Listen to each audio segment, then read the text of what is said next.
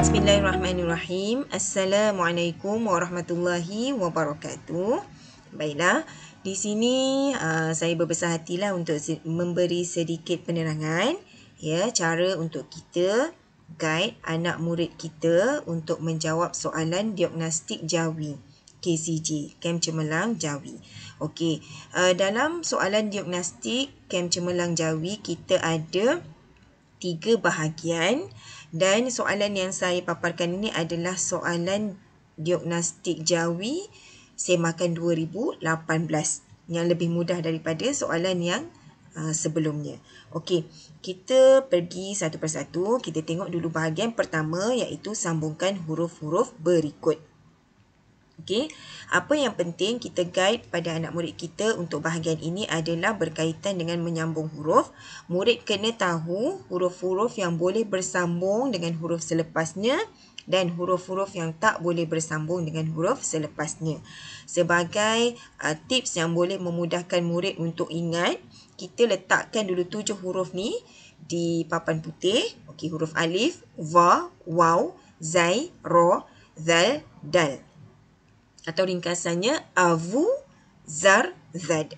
Okey, 7 huruf ini adalah huruf yang tidak boleh bersambung dengan huruf selepasnya dan kita letakkan simbol tolak sebagai mewakili tak boleh bersambung, tidak boleh bersambung. Manakala selain daripada 7 huruf ini, kalau anak murid kita jumpa dalam soalan ni memang ada, kita maklumkan bahawa selain daripada 7 huruf ni adalah huruf-huruf yang boleh bersambung dengan huruf selepasnya dan kita letakkan simbol tambah. Okey? Okey.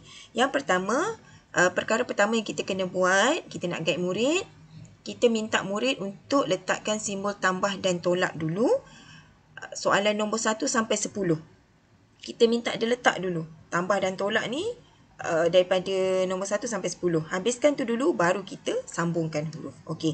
Contoh kita tengok Okey, untuk soalan pertama. Okey, murid-murid dah ready dah ni. Kita pun dah tulis dah keyword lah huruf yang tak boleh bersambung. Maknanya nanti diorang tengok diorang boleh buat lah tambah dan tolak tu. Okey. Kita sebut. Okey, dal dengan alif boleh bersambung ke tidak? Okey, lepas tu anak murid kita akan jawab, tak boleh sambung. Okey, kita tanya balik. Kalau tak boleh sambung, simbol apa? Tolak ke tambah? Diorang jawab, tolak. Okey, minta diorang tulis dekat ni. Antara dal dengan alif. Okey, minta diorang tulis. Tolak. Okey, seterusnya alif dengan dal. Boleh sambung ke tak boleh sambung? Tak boleh. So, kita minta dia tulis. Kalau tak boleh sambung, simbol apa? Tolak. Dal dengan alif. Boleh sambung ke tidak? Tak boleh. Okey.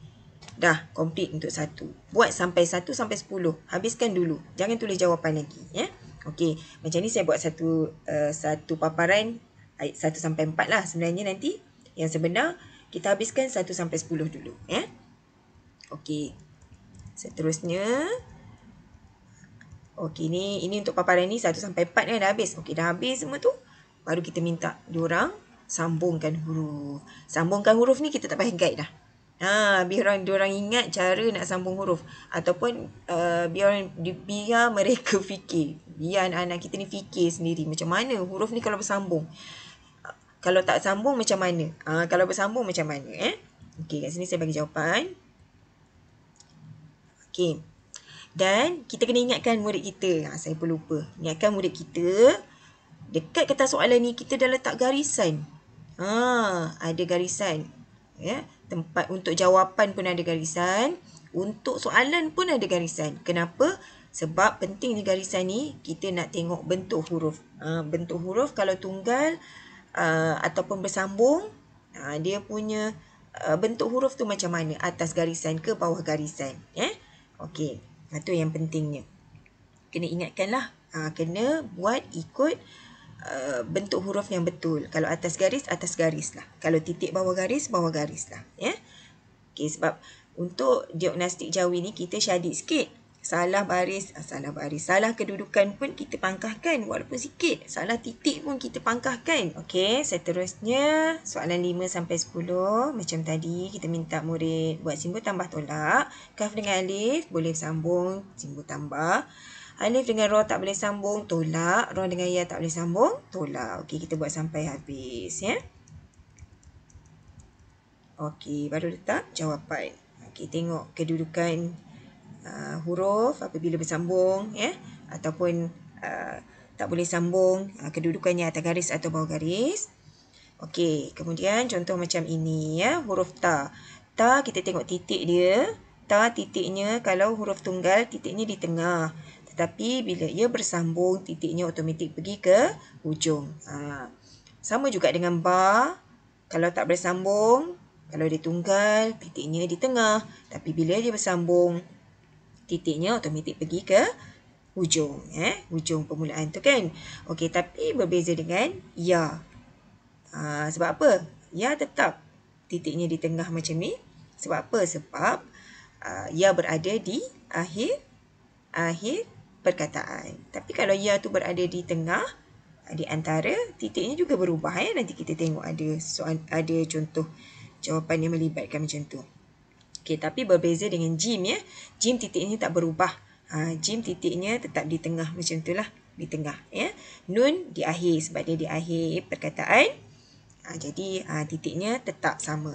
Seterusnya kita tengok mim, nun, dal, ya. Nun, titik nun juga berubah. Tengok kalau nun ni di tengah, tapi bila dia bersambung, dia terus pergi ke hujung. Kita tak kata hujung lah sebab ada huruf mim kan. Dia di antara huruf mim dengan nun tu. Titiknya di situ. Ya.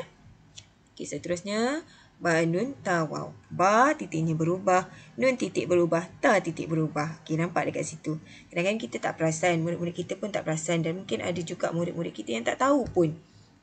Huruf-huruf ni titiknya akan berubah bila bersambung, kan? Jadi kita bolehlah sambil-sambil tu ingatkan. Untuk permulaan ni tak apalah.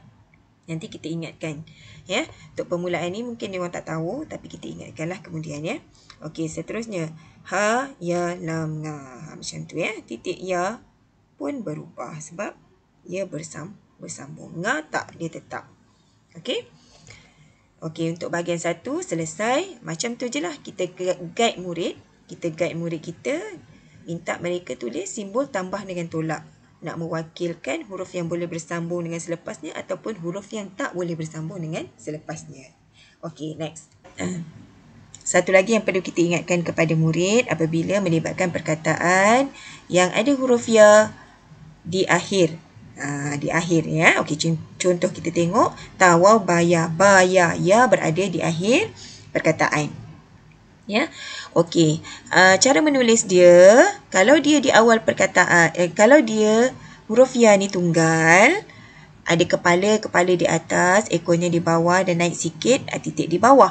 Tetapi kalau ia bersambung, huruf ya ni bersambung dan berada di akhir perkataan, tengok kepala dia. Ya, kepala, nanti kejap saya buat. Okey, kepala ya ini di bawah. Okey, kita tengok di bawah. Nampak? Sikit di bawah garisan, ya.